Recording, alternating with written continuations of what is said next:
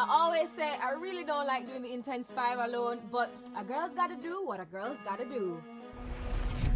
The murder of Triple X Tentacion, just 20 years old and shot in an apparent robbery. They say they have a suspect though, I just hope they solve this crime. Movado's son charged with murder, arson, and quite a few other things. Boy, we can only wait and see.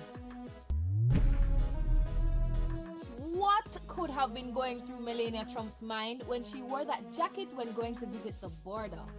No matter how you look at it, it sends a strong message. Brazil fans can breathe a sigh of relief. Hussa! It was looking kinda sticky at the start, but 2-0, not bad at all. And finally holding the spot. Boy, Messi mess up.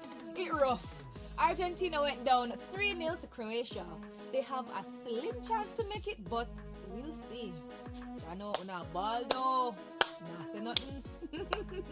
That's it for the Intense 5 this week. Remember to follow us on Facebook and the gram at TVJ Intense.